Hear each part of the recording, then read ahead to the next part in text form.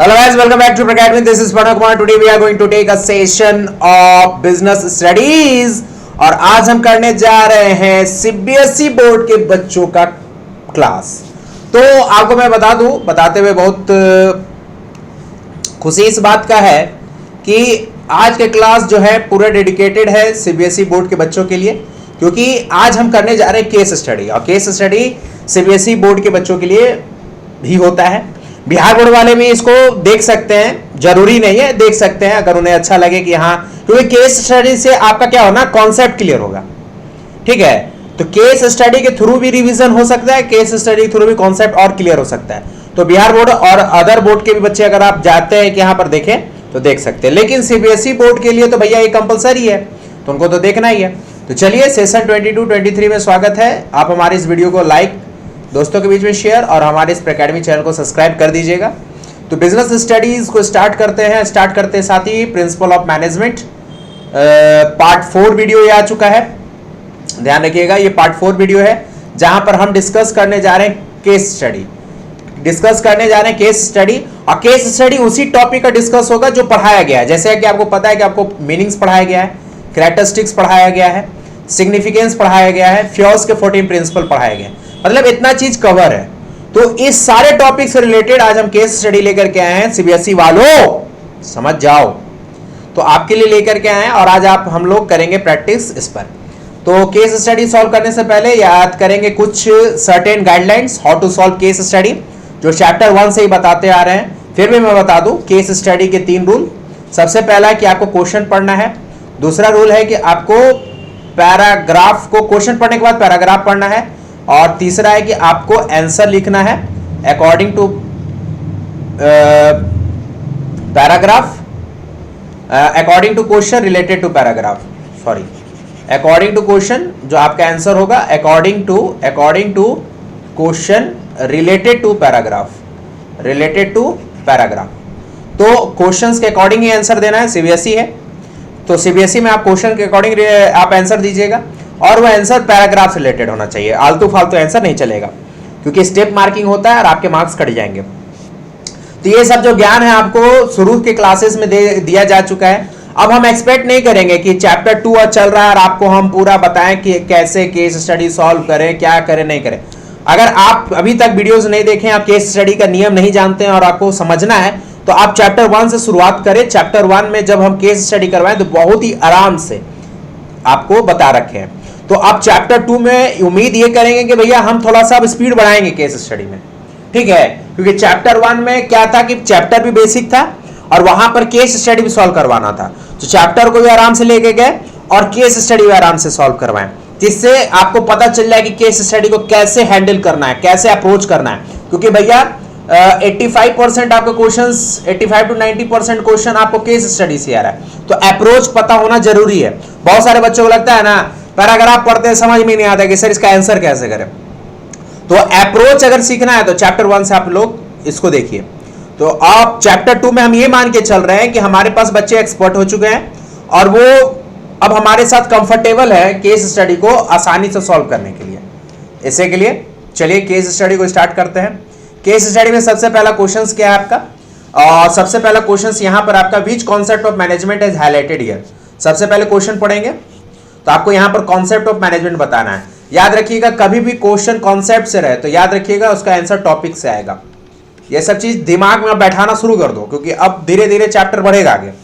तो कभी भी कॉन्सेप्ट ऑफ मैनेजमेंट पूछे तो आप तो पैराग्राफ पढ़ के ना पता चलेगा भैया कि कौन से चैप्टर से। अभी तो हम देख के आसानी से बता दे रहे हैं कि प्रिंसिपल ऑफ मैनेजमेंट से, लेकिन जब हमारे बोर्ड में क्वेश्चन आएंगे तो कैसे बता पाएंगे कि प्रिंसिपल ऑफ मैनेजमेंट का क्वेश्चन है। तो क्वेश्चन पढ़ने के बाद पैराग्राफ पढ़ने से पता चलेगा कि वो कौन से चैप्टर से क्वेश्चन है, ठीक है। और कभी भी कॉन्सेप्ट ऑफ मैनेजमेंट से या कॉन्सेप्ट की बातें करेगा, याद रखिएगा इसका आंसर टॉपिक होगा। टॉपिक बोले तो टॉपिक आपका देखिए ये सब है टॉपिक। मीनिंग पढ़ा है ये भी टॉपिक है, कैरेक्टरिस्टिक पढ़ा है ये भी टॉपिक है, सिग्निफिकेंस भी पढ़ा है ये भी टॉपिक है, फ्योर्स के 14 प्रिंसिपल पढ़ा है ये भी टॉपिक है। यही टॉपिक से रिलेटेड आंसर आएगा और टॉपिक का नाम आएगा, ठीक है। तो चलिए अब तो पैराग्राफ पढ़ के पता चलेगा। Rajesh want to become an ideal manager, for this he read many management book. After reading various broad and general guidelines, he prepared to apply them and make it work for meaningful. मतलब यहाँ पर general guidelines है, पकड़ लिए कि chapter 2 का question है अभी तो आपको पता है कि प्रिंसिपल ऑफ मैनेजमेंट हम लोग कर रहे हैं, लेकिन जनरल गाइडलाइन कहां पढ़े थे? प्रिंसिपल ऑफ मैनेजमेंट में पढ़े थे। और ये जनरल गाइडलाइन एक तरह का क्या है? कैरेक्टरिस्टिक्स है, ठीक है। तो ये कैरेक्टर्स ऑफ मैनेजमेंट में कहीं ना कहीं पढ़े हम लोग, तो हमको समझ में आ गया कि बीच कॉन्सेप्ट ऑफ मैनेजमेंट। तो अब कौन सा टॉपिक आएगा? तो टॉपिक आपका आएगा यहां पर, आएगा आंसर में जो आएगा प्रिंसिपल ऑफ मैनेजमेंट।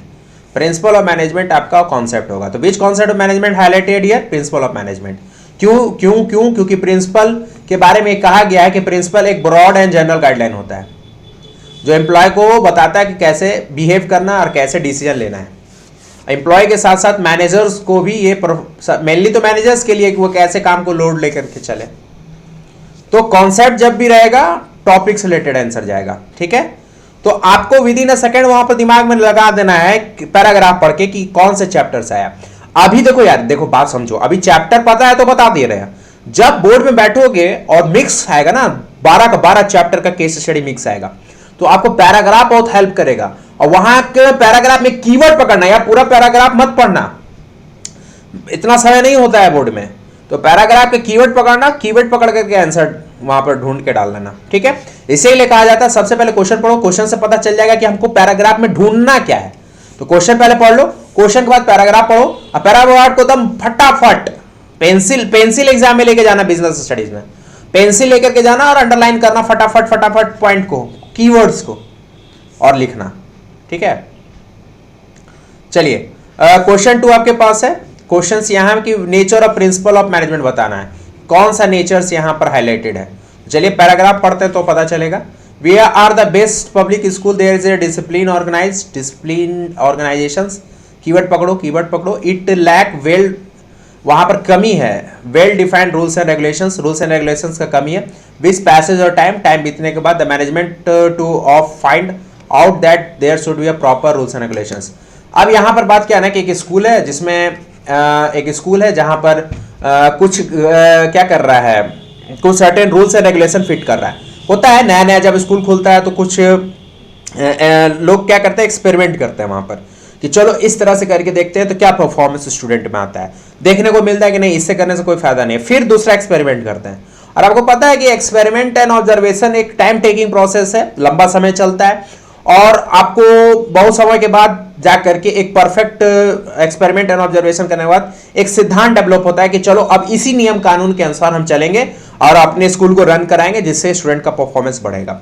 तो ये कहीं ना कहीं बात एक्सपेरिमेंट एंड ऑब्जर्वेशंस का कर रहा है, ये कहीं एक्सपेरिमेंट एंड ऑब्जर्वेशंस का बात कर रहा है। एंड एक्सपेरिमेंट एंड ऑब्जर्वेशंस क्या जन्म देता है? प्रिंसिपल को, क्योंकि मैंने आपको पढ़ाया है principle is form from experiment and observation. थोड़ा फास्ट जा रहे हैं, कारण समझ रहे हो, क्योंकि कॉन्सेप्ट पढ़ाया हुआ है, पहली बात। दूसरी बात कि आपको केस स्टडी में कैसे अप्रोच करना है वो चैप्टर 1 में पढ़ाया हुआ है। तो इसी के लिए मान के चल रहे हैं कि आपको केस स्टडी में आप थोड़ा धुरंधर हो चुके हो, नहीं हुए तो जाओ ना यार चैप्टर 1 से कवर करो ना, वहां से करके आओ, फिर देखो कि आपको ये चीज कितना आसान लगेगा, ठीक है।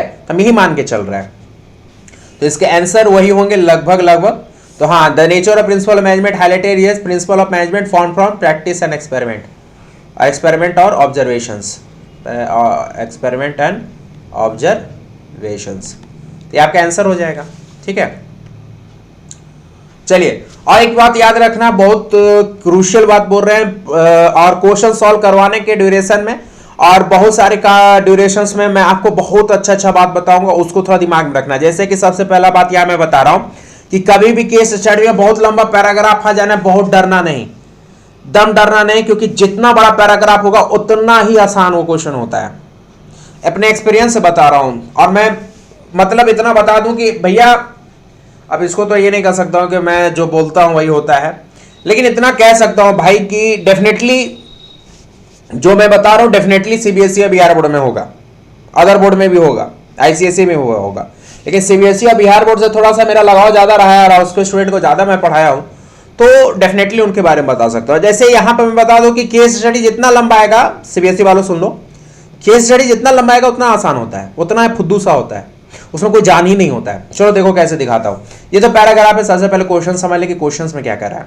क्वेश्चंस कह रहा है यहां पर, देखो क्वेश्चन यहां पर है कि विच nature of principle of management has highlighted here, कौन सा नेचर एंड प्रिंसिपल। नेचर यहां पर बात हो गया, मतलब you have to find out the characteristics, क्योंकि नेचर्स, कैरेक्टरिस्टिक्स या फीचर्स जो बोलो एक ही होता है, ठीक है। तो हमको ये बताना है भैया कि यहाँ पर कौन सा कैरेक्टरिस्टिक्स ऑफ मैनेजमेंट आना चाहिए। अब तो सबसे पहला दिमाग में ये बैठना चाहिए कि what are the characteristics of principle of management. अब जिस बच्चों को प्रिंसिपल ऑफ मैनेजमेंट का कैरेक्टरिस्टिक्स से नहीं पता होगा तो कैसे वो बता पाएगा। तो कॉन्सेप्ट का क्लैरिटी हो तभी केस स्टडी करें, वरना आपके लिए केस स्टडी बेकार है और आपके लिए केस स्टडी बेनिफिशियल नहीं होगा। अब कोई बच्चा बोलेगा सर केस स्टडी के थ्रू हम कॉन्सेप्ट क्लैरिटी करें, नहीं भैया, पहले कॉन्सेप्ट क्लियर करो तब केस स्टडी करो। ये कब बेनिफिशियल होता है मैं बता दे रहा हूं। कब बेनिफिशियल होगा, जब आप पूरा कॉन्सेप्ट को क्लियर कर लिए, पूरा चैप्टर पर कमांड है, और जब आप एग्जाम में रिवीजन करने बैठे तो आप केस स्टडी से रिवीजन कर सकते हो। तब जाकर के एक बार चैप्टर खत्म हो गया और आप केस स्टडी सॉल्व कर लिए, बाद में जब आपको एग्जाम आ रहा है, कोई मिड टर्म एग्जाम आ रहा है, हाफ ईयरली एग्जाम आ रहा है, प्री बोर्ड आ रहा है, तो जब आप पूरा 1 से लेकर के 8 चैप्टर या 1 से लेकर के 12 चैप्टर का रिवीजन करना चाहोगे तो आप केस स्टडी सॉल्व कर करके भी आप रिवीजन कर सकते हो, तगड़ा रिवीजन होगा। लेकिन तब होगा जब कॉन्सेप्ट क्लियर होगा, ठीक है। तो पहला गलती ये नहीं करिएगा। सबसे पहला, जब आप शुरुआत में पढ़ाई कर रहे हैं और आपको चैप्टर का कोई ज्ञान नहीं है तो आप सबसे पहले वहां क्या करो, कॉन्सेप्ट को डेवलप करो, तब जाकर केस स्टडी सॉल्व करो, ठीक है ना। तो आपको ये सब पॉइंट्स है, ये पॉइंट्स में आपको कीवर्ड्स हाईलाइट करना। भाई इतना समय नहीं है हमारे पास एग्जाम में कि हम इतना बैठ के देखेंगे। यहां पर देखिए कीवर्ड्स देखे, even then discipline and an important principle in all branch big और स्मॉल। यहां से हमको पता चल रहा है यूनिवर्सल एप्लीकेबिलिटी। कोई ऑर्गेनाइजेशन बड़ा हो या छोटा हो, सब जगह नियम एक होगा। तो यहां पर हमें मिल रहा है क्या, यूनिवर्सल एप्लीकेबिलिटी। और आगे देख लेते हैं, country locations recently it is found by special body to 5 members, cross functional expertise organization has learned through the experience of competitor that understanding among the various functional department is important for increasing the productivity of the organizations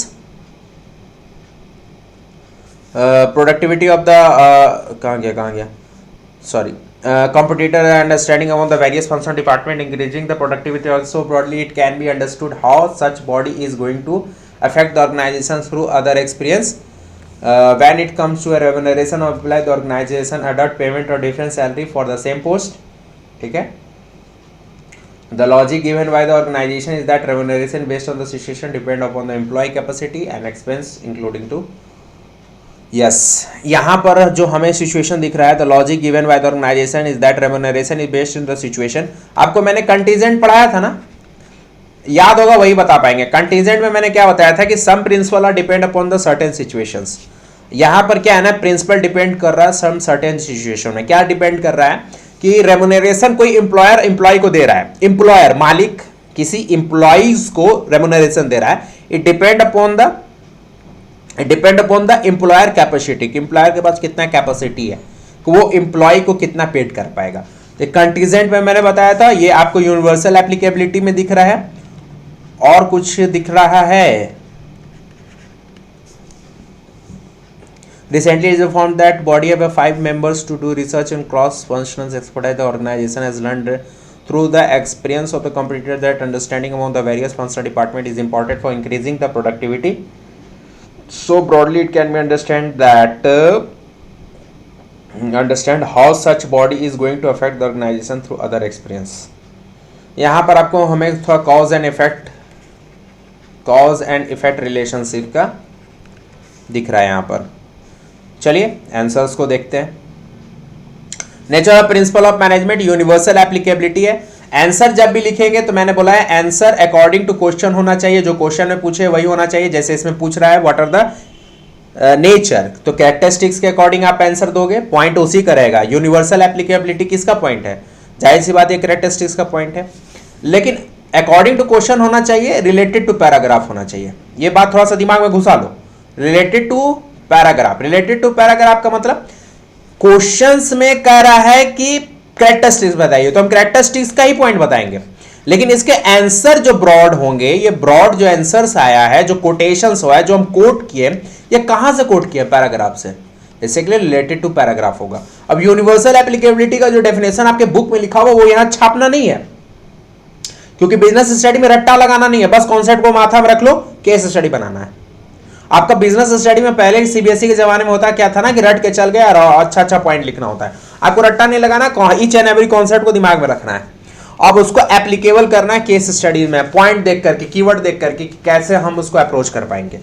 तो ये जो आपके points उठे हैं ये कहीं ना कहीं आपके पैराग्राफ से पॉइंट उठे हैं। आप पैराग्राफ को देखो, पॉज करके पैराग्राफ देखो और यहां पर देखो कि आपको कहीं ना कहीं ये पॉइंट दिखेगा।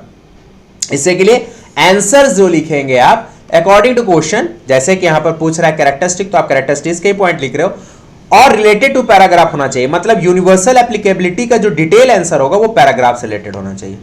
तो देखो आप यहां पर types of, all types of organisation था ही और फॉरेन लोकेशन है ही, हमें तो दिखा था भाई। ऑल टाइप्स ऑफ ऑर्गेनाइजेशंस कहाँ हैं?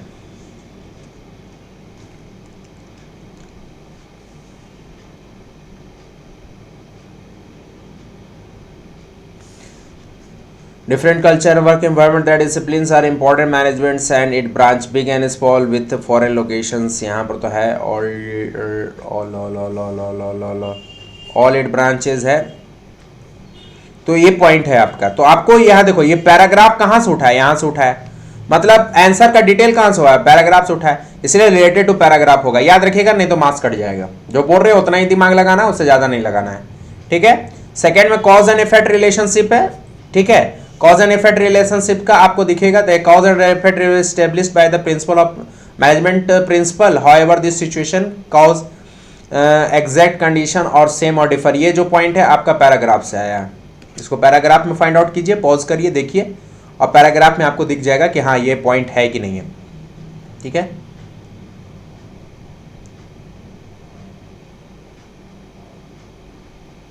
तो कॉज एंड इफेक्ट। तीसरा है कंटीजेंट, कंटीजेंट का तो हमको दिख गया था बेस्ड ऑन सिचुएशंस, तो ये भी पॉइंट आपका द लॉजिक से लेकर के पर्टिकुलर सिटी, ये भी आपको पैराग्राफ से ही डिटेल है। तो मतलब ये जो ब्लैक लेटर है, ये black letter according to questions के अकॉर्डिंग जाएगा, लेकिन ये इसके बाद जो डिटेल आंसर जो जा रहा है सॉरी क्लास, डिटेल आंसर जो है वो पैराग्राफ से जाएगा मेरे भाई। बात समझो, बात को समझो। चलो क्वेश्चन 4 भी है। क्वेश्चन 4 में क्वेश्चंस क्या कर रहा है, importance of principle of management बताना है। मतलब आप पैराग्राफ पढ़ेंगे और इसमें इंपॉर्टेंस ऑफ मैनेजमेंट बताएंगे कि what are the importance of management, कौन कौन सा इंपॉर्टेंस है। तो सबसे पहले दिमाग में बैठा लो कि what are the importance of management, कौन कौन सा पॉइंट था। सारा पॉइंट को देखना, दिमाग में रखना होगा, नहीं काम चलेगा। सारा पॉइंट को दिमाग में रखना होगा, तब जाकर के यहाँ पर आप उसी नजरिया से देखोगे और आपका आंसर फाइंड आउट होगा। Economic Footwear is an innovative organization. The company has the policy to paying proper attention or training the managers. The organization teach various management principles to the managers whenever required, so that they can apply them, understand them. Apply and understand them. देखो, apply करें, समझ कर apply करें। समझ के apply में करने था मैनेजमेंट इनसाइट इनटू रियलिटी नहीं बताए थे, insight into reality. Insight into reality मतलब जो आपके अंदर ज्ञान है उसको आप रियलिटी में, मतलब रियल वे में आप उसको प्रयोग में लाओ। तो ये पॉइंट कहीं ना कहीं आपके इनसाइट इनटू रियलिटी कॉन्सेप्ट में जाएगा, फिर ठीक है। Year by year the organisation able to increase its revenue, this is because the managers are able to economically use the fund of the organization, increase the output of the worker through various principles like discipline and science, not a thumb rule. This year the company will opening 14 branch in India. The firm is decided to start campaigning for adopting poor children. Their target 500 poor children are adopted. This will help the organization put notable example in front of other who can learn a lot from this initiative of the company. ये तो हो गया। Year by year the organisation is able to increase it revenue.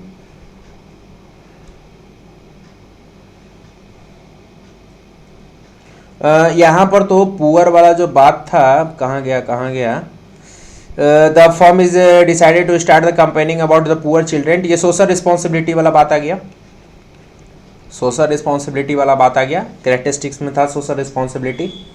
और कितना point है, which point. तो आप देखो, अगर मान लो देखो यहाँ पर आपको ये रहता है ना, ये सब सीबीएसई क्वेश्चन है भाई, याद देखना, ये मेरे द्वारा बनाया हुआ नहीं है, सब सीबीएसई क्वेश्चन है। अगर ये 3 मार्क्स का क्वेश्चन है, इसको भी समझो, मार्क्स के अकॉर्डिंग आंसर भी देना। अब ऐसा नहीं है कि कुछ भी लिखे जा रहे हैं भाई, टाइम लिमिटेड है। अब 3 मार्क्स का क्वेश्चन है तो हम 3 पॉइंट लिख देंगे, ठीक है। पहला पॉइंट दे देंगे, इंपॉर्टेंस के बारे में कुछ लिख देंगे, बाकी का 3 पॉइंट यहाँ से निकाल करके लिख देंगे, वो मार्क्स के अकॉर्डिंग होगा। अगर 4 मार्क्स के क्वेश्चन हो तो हमारे पास 4 पॉइंट आएगा और 1 पॉइंट इंपॉर्टेंस के बारे में लिख देंगे। तो इस तरह से आपको अकॉर्डिंग टू क्वेश्चन भी चलना है। जितना लंबा क्वेश्चन उसमें थोड़ा सा आंसर उस टाइप का, जितना छोटा मार्क्स का क्वेश्चन उतना छोटा, क्योंकि भैया मार्क्स आपको उतने ही मिलना है जितना आपको क्वेश्चन के अकॉर्डिंग दिया हुआ है। आप बहुत ज्यादा लिख दोगे तो बहुत ज्यादा मार्क्स नहीं मिलने वाला। 1 मार्क्स का क्वेश्चन आ रहा, भर भर के आधा पेज लिख दिए, तो क्या आपको लगता है कि उसके जगह 4 मार्क्स दे देगा? नहीं। तो सिंपल सा बात है, जितना मार्क्स है मार्क्स के अकॉर्डिंग आंसर कीजिए, उसके अनुसार पॉइंट कीजिए और पॉइंट में आंसर लिखना है। तो याद रखिएगा 4 मार्क्स 3 मार्क्स, जिस मार्क्स का होगा उसके अकॉर्डिंग आपको पॉइंट बनाना है। 4 marks 4 point, 3 marks 3 point, simple से ही रूल है। और किसी भी मतलब किसी को डिफाइन करना तो एक लाइन डिफाइन कर दीजिए। जैसे यहाँ पर इंपॉर्टेंस और प्रिंसिपल ऑफ मैनेजमेंट पूछ रहा है तो यहाँ थोड़ा डिफाइन कर दीजिए, नहीं तो कभी कभार क्वेश्चन खुल के कह देता है कि ये इतना पॉइंट बताइए। यहाँ हाईलाइट करने के लिए कह रहा है, मतलब कोट करने के लिए कह रहा है, मतलब इंपॉर्टेंस आप लिखिए और इंपॉर्टेंस को कोट करिए। जैसे इनसाइट इनटू रियलिटी इंपॉर्टेंस का पॉइंट है, अब इसको कहां से कोट करेंगे? तो देखो अप्लाई देम अंडरस्टैंड, यहां से हम कोट कर लेंगे डायरेक्ट, द कंपनी से लेकर के थ्रू देम तक, ठीक है। और आपको यह भी बता रखे हैं कि पूरा पैराग्राफ आपको नहीं लिखना है, आगे का 2 लाइन लिखना है, आगे का 2 लाइन लिखना है, डॉट डॉट डॉट, फिर अंतिम का 2 लाइन लिखना है। पूरा आपको लिखना भी नहीं है, जहां पर आपका टाइम बचेगा। तो टाइम बचे मार्क्स मिले, ये खेल खेलना है हमको।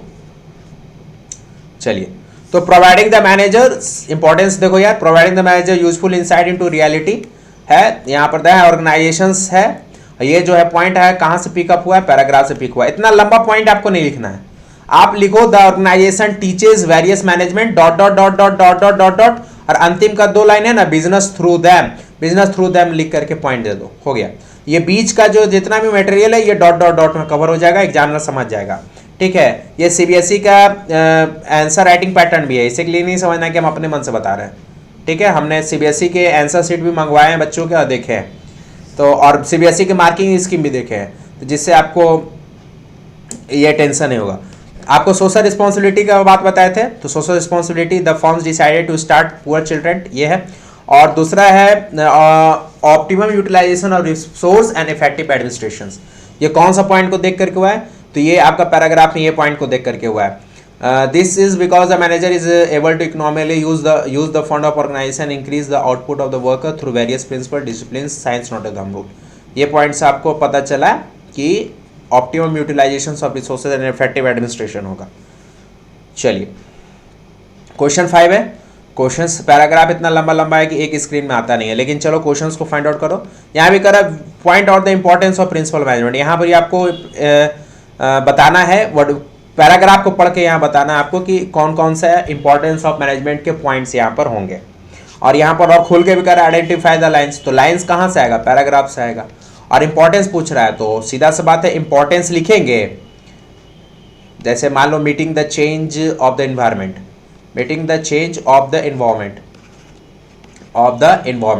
ये पॉइंट है। अब इसको पॉइंट तो लिख दिया क्योंकि भैया इंपॉर्टेंस पूछ रहा थे, तो इंपॉर्टेंस का पॉइंट लिख दिया। अब आगे जो हम कोट करेंगे वो कहां से करेंगे? पैराग्राफ से करेंगे। अब कभी पैराग्राफ का कोटेशन मान लीजिए यहां से लेकर के यहां तक है, मतलब आप समझ रहे ना, द से लेकर के इनिशिएटिव तक। अब इतना लंबा लिखोगे नहीं, द के बाद न्यूज़पेपर ऑफ द कंट्री तक लिखोगे, बाकी ये सब जो लेटर इसके जगह पर डॉट डॉट डॉट डॉट लगाओगे, सब dot dot dot dot dot dot dot कर लगा करके अंतिम में लिख दोगे कॉर्पोरेट सोशल रिस्पॉन्सिबिलिटी इनिशिएटिव और फुल स्टॉप। इससे समझ जाएगा एग्जामिनर कि यहां से लेकर के यहां तक की बातों को उसने लिखा है, ठीक है। तो इस बातों का पक्का ध्यान रखिएगा, पूरा लिखने के चक्कर में नहीं रहिएगा, नहीं तो लिखते रह जाइएगा। पता चला ना कि 5-6 क्वेश्चन तो जबरदस्त आप आंसर दिए, अब बाकी का एग्जाम में छोड़ करके आएगा क्योंकि आपके पास समय ही नहीं बचा, और फिर रोगे बैठ करके कि मेरे पास तो समय नहीं बचा था, टाइम मैनेजमेंट नहीं हो पाया। टाइम मैनेजमेंट का खेला सिखा रहे हैं। तो यहाँ पर पढ़िए, आपको इस क्वेश्चंस को आराम से पॉज करके पढ़िए, इसको मैं आपको दिखा दे रहा हूँ, और इसके आंसर आप होमवर्क इसको फाइंड आउट करिए, ठीक है। आंसर मैं दिखा दूंगा, इसको रिलेट करके देखिए कि हाँ सही में आंसर आता है कि नहीं आता है, ठीक है। इतना तो आपको समय मिल जाएगा, पॉज करके देख लीजिएगा। चलिए, आंसर्स में क्या है? इंपॉर्टेंस ऑफ प्रिंसिपल मैनेजमेंट में meeting the changing environment requirement, second scientific decisions, management training education and research, fulfilling the social responsibility. ये सब आपको आंसर्स है, इसको आप रिलेट करके देखिएगा कि सही में पैराग्राफ से मिल रहा है कि नहीं मिल रहा है, क्योंकि पैराग्राफ में जो पॉइंट कोट होगा, जो बातें होगा वही यहां पर आएगा, फालतू बात तो आएगा नहीं। चलिए, क्वेश्चन 6, तो क्वेश्चन 6 है आपका, इसमें क्वेश्चंस क्या है भैया देख लेते हैं। Identify the 3 principle of fuel. चलो अब फ्यूल का प्रिंसिपल आ गया भैया, याद रखना प्रिंसिपल से तो पक्का क्वेश्चंस रहेगा। प्रिंसिपल्स फ्यूल, फ्यूल के प्रिंसिपल से पक्का केस स्टडी आएगा। सीबीएसई का सबसे ब्रेकिंग न्यूज बता देते हैं कि आपको लगेगा कि गेस कर रहे हैं, गेस नहीं है भाई, ये सच्चाई है कि आएगा क्वेश्चंस। कुछ क्वेश्चन होते हैं कि मतलब आना ही आना होता है सीबीएसई में भी। तो प्रिंसिपल ऑफ फ्यूल से पक्का क्वेश्चंस रहेगा, ध्यान रखिएगा। 14 का 14 प्रिंसिपल एकदम दिमाग में बैठा हो रहना चाहिए। इस बार भी आपको प्रिंसिपल से क्वेश्चन रहेगा। चलो मैं यहाँ पर बता दिया, रिकॉर्डिंग में भी है, अगर नहीं आएगा तो फिर बोलिएगा कि सर आप रिकॉर्डिंग में बोले थे। तो ये यूट्यूब पर वीडियोस है, कोई मतलब क्लास में बोला वाला बात नहीं है, तो कभी भी देख सकते हैं, कभी भी बातों को समझ सकते हैं। तो 3 प्रिंसिपल है, पढ़िए यहाँ पर, आप पढ़ के बताइए कौन सा 3 प्रिंसिपल यहाँ पर लागू होगा। मजा आएगा, बहुत मजा आएगा। और इसको कोशिश कीजिए कि 3 प्रिंसिपल आप बता पाए कि कौन सा 3 प्रिंसिपल आएगा। पैराग्राफ को फटाफट पढ़िए। Butker Enterprises facing huge losses. The owner of the company MBA pass out. Even then, many things in the organization happening there, indicating the lack of paper management in the company. First of all, there is no scientific sharing of the work. Scientific sharing, no scientific sharing of work.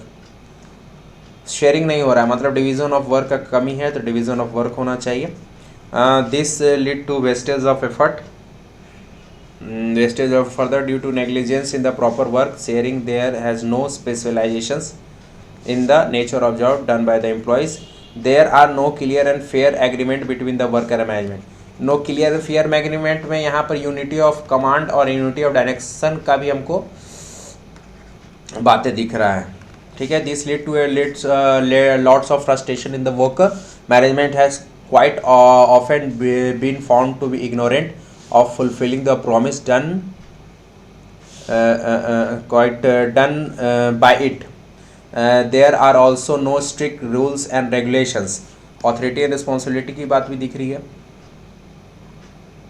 The departmental head who are the middle level managers in the company and hold the key positions. Key position मतलब top positions, मतलब अच्छा role है। Middle level manager का अच्छा positions बोला जाता है, की position. Always favour their relatives, अच्छा रिलेटिव्स को लेकर चल रहे हैं, तो एक इसमें आ जाएगा फेवर रिलेटिव्स को कर रहे हैं। तो division of work, authority, responsibility, discipline का ही बात आएगा यहाँ पर। डिसिप्लिन भी एक होगा, यहाँ पर डिसिप्लिन भी है, एक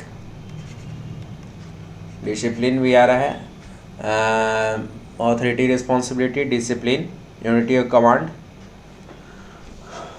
fair, unity of command, unity of direction, authority, responsibility और रेमुनरेशंस नहीं, सेंट्रलाइजेशन। आगे बढ़ते हैं। Looking special relaxations from the top management, this has lead to be a feeling of resentment among the employees who are also demanding special favor and threatening strike in the company today.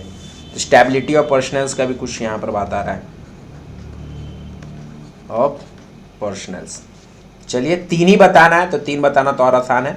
Division of work, unity of command, unity of direction, discipline, तो जो आपको लगे वो आप बता दो। चलिए हमको तो लगा था डिवीजन ऑफ वर्क, ठीक है, डिसिप्लिन लगा था, और यहाँ subordinate of individual interest to general interest है, लेकिन यूनिटी ऑफ डायरेक्शन और यूनिटी ऑफ डायरेक्शन और यूनिटी ऑफ कमांड का भी लग रहा था। खैर, तो पैराग्राफ को अच्छे से पढ़िए। 3 ही पूछ रहा है, 3 ही जवाब दीजिएगा। 3 मार्क्स का ही क्वेश्चन था ये, 3 मार्क्स का क्वेश्चन था, इसीलिए खुल के कह रहा था। 3 आपको प्रिंसिपल बताना है कि कौन कौन से नियम का उल्लंघन किया गया है, वायलेशंस किया गया है, ठीक है। तो डिवीजन ऑफ वर्क, डिसिप्लिन और subordinate of individual interest to general interest, ये इसलिए लग रहा है ना क्योंकि यहाँ पर कह रहा है ना कि की पोजीशन जो होल्ड किया वो रिलेटिव्स को बहुत फेवर कर रहा है।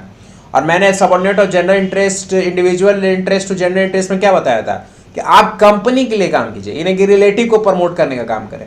तो जितना आप कंपनी के लिए काम करेगा, कंपनी उतना अच्छा प्रॉफिट जनरेट करेगा, कंपनी उतना अच्छा करेगा और उसका फायदा आपको मिलेगा, आपको मतलब मैनेजर्स को मिलेगा।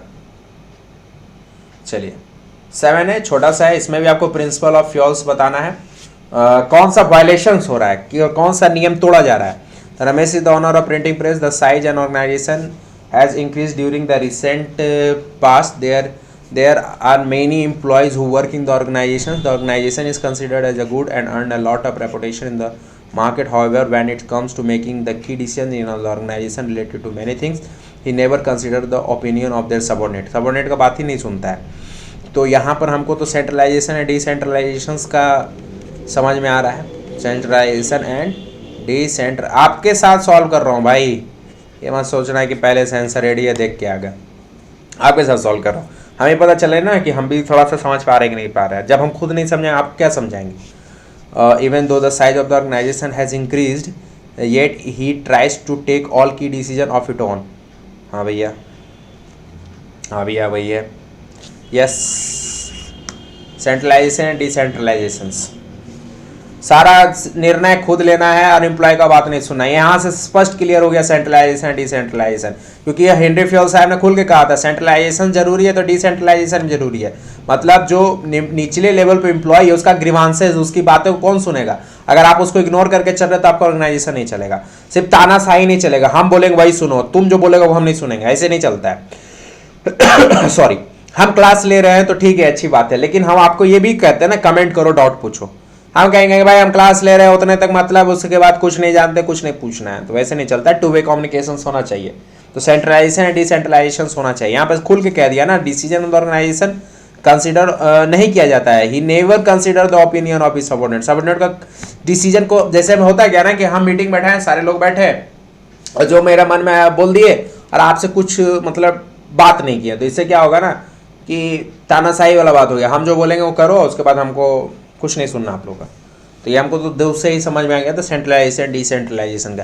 तो इसी तरह से आपके दिमाग में पिक्चर क्रिएट होना चाहिए, सिर्फ हमारे पास नहीं, आपके पास भी कॉन्सेप्ट क्लियर रहेगा, पिक्चर क्रिएट हो जाएगा कि कहाँ से क्वेश्चन फंस रहा है। ठीक है, यहाँ पर भी प्रिंसिपल से रिलेटेड है कि कौन सा फ्यूल के प्रिंसिपल को वायलेशन किया गया है। तो Mohan work in the floor as a managers, इसको देखिए, ट्राई कीजिए, पॉज करके देखिए और आप भी इस तरह से पकड़ने की कोशिश कीजिए कि ये इसमें कौन सा सिद्धांत वायलेशन हुआ है। 14 को 14 प्रिंसिपल को दिमाग में घुमाते रहोगे तब जाकर के पकड़ में आएगा। देखते हैं, he is very hard working but is unable to produce result for his organisation. Is target for last month sales of 10 lakh rupees from his floor. However by the end of the month the sale was only 8 lakh. 10 lakh करना था 8 ही लाख हुआ। He is very regular and take all necessary steps to complete the target. However, his staff is not as competent as himself is. Staff उतना competent नहीं है, ये point पकड़ाया। ठीक है, तो स्टाफ अगर competent नहीं है तो stability competent, अच्छा चलिए, when he tries to take action against disobedient employee, the top management does not allow him to do so. ठीक है, ठीक है, ठीक है। They have not given him the power to fire employees and take strict actions against them. अच्छा ठीक है, तो यहाँ पर आपको क्या लग रहा है कि एम्प्लॉय भी मेरा सुस्त है, कॉम्पिटेंट नहीं है, कुछ एक्शन नहीं ले सकते हैं, एम्प्लॉय डिसोबीडियंट है, मतलब यहाँ पर कहीं ना कहीं डिसिप्लिन का कमी है, जो बात बता रहे हैं वो नहीं कर पा रहा है। और क्या हो सकता है, स्टाफ इज़ कॉम्पिटेंट नहीं है, तो इक्वालिटी, इनिशिएटिव, स्पीड कॉप्स नहीं, यहाँ पर तो ये नहीं होगा। 10 लाख है, 8 लाख हो गया।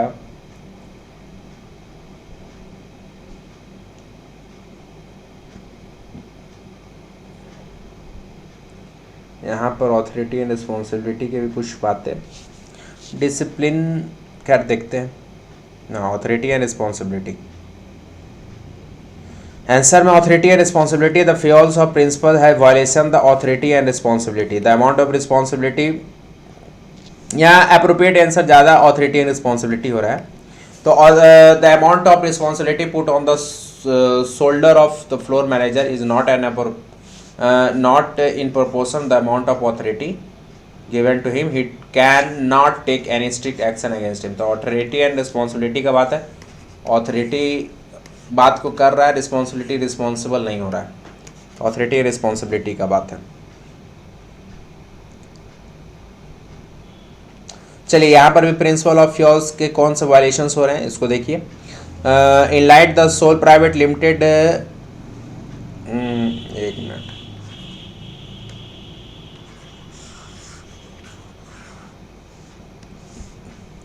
In light, the Sole Private Limited is a tube light manufacturing company. Before the start of the year, they has promised their employees for bonus for extra productions. अच्छा भैया, it was also decided that who will put extra time, well extra according number of hours. However, the people in the HR department who work very hard later complained that they are not compensated for the extra numbers of hours. तो fair remunerations वाली बात हो रही है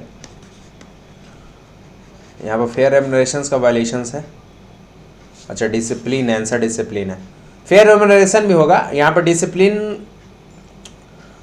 discipline यहाँ पर answer शायद इसलिए भी बन रहा है क्योंकि मैं तो आंसर नहीं देख रहा हूँ भाई, लेकिन फेयर रेम्यूनरेशंस की बात होगा। लेकिन फेयर रेम्यूनरेशन ज़्यादातर सही नहीं होगा। फेयर रेम्यूनरेशन क्या होता है, मतलब जो आप काम करोगे उसका फिक्स सैलरी है, फिक्स वेजेस है कि भैया आपका काम को इतना मिलेगा। लेकिन यहाँ बात क्या है ना कि आपको काम जो है वो तो है ही, उतना तो मिलेगा ही, लेकिन उससे एक्स्ट्रा अगर आप कुछ करोगे तो आपको एक्स्ट्रा सम ऑफ अमाउंट मिलेगा। तो ये तो डिसिप्लिन वाली बात होगी कि आप अपने बात से मुकर गए हो तो आपके पास डिसिप्लिन नहीं है, आप कुछ भी बोल दे रहे हो। तो डिसिप्लिन यहाँ पर सही में राइट आंसर है। चलिए इसी तरह से अप्रोच कीजिए।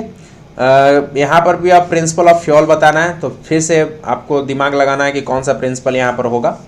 तो Rohan and Amit working in a purchase department of a company. Rohan is the brother in law of a managing director of the company where Amit has recruited from a external source. अच्छा ठीक है, रोहन अमित परचेजिंग और रोहन इज अ ब्रदर। अच्छा रोहन तो भैया director का साला है, लेकिन अमित भाई मेरिट से चुन करके आया है। They both having performing below average from the last couple of month. Many people in the organisation talk their lack of responsibility. मतलब दोनों खराब परफॉर्म कर रहा है।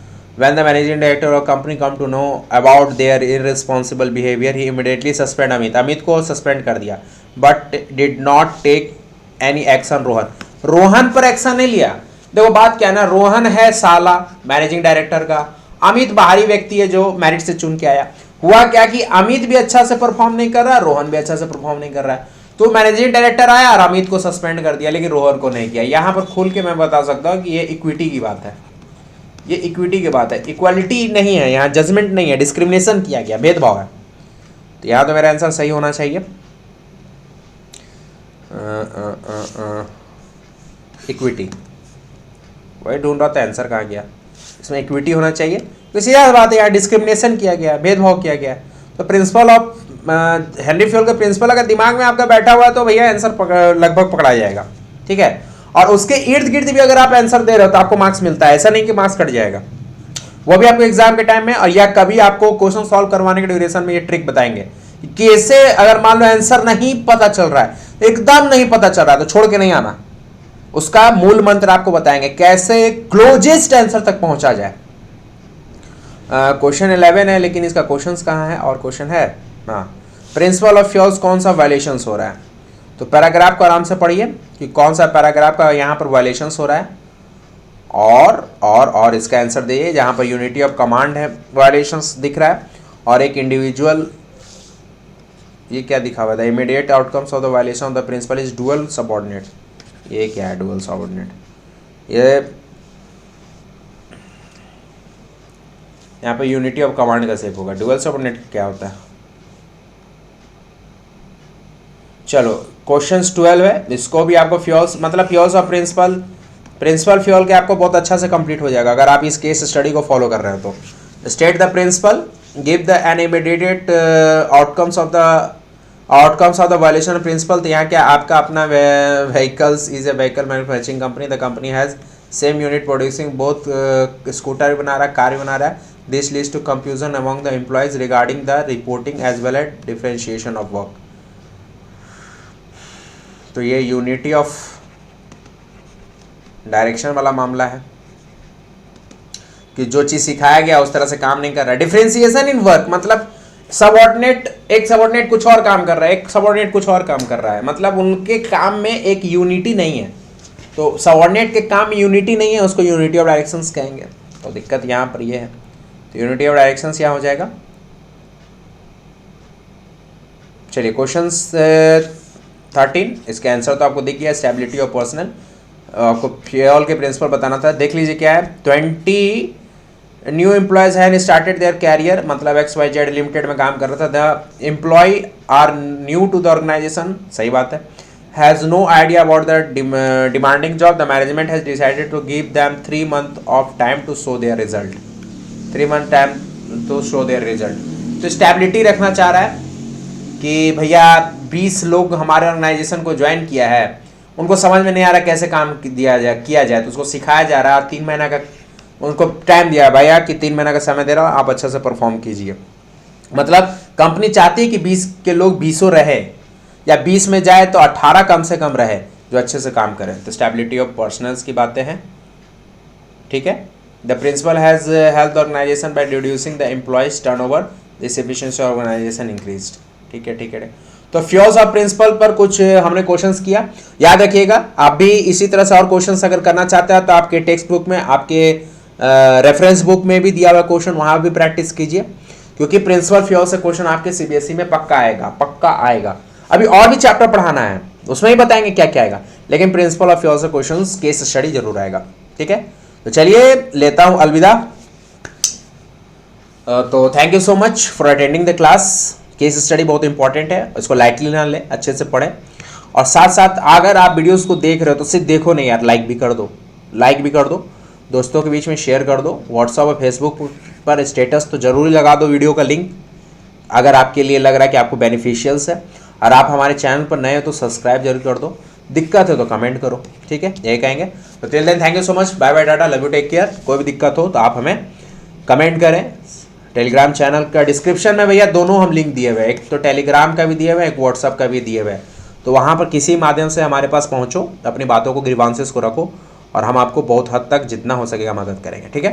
तो bye bye, tata, love you, take care. बढ़िया से पढ़िए, मन लगा के पढ़िए, सीबीएसई वाले केस स्टडी पे ध्यान दीजिए, और चैनल को सब्सक्राइब जरूर कर दीजिए, शेयर कर दीजिए वीडियोज़ को।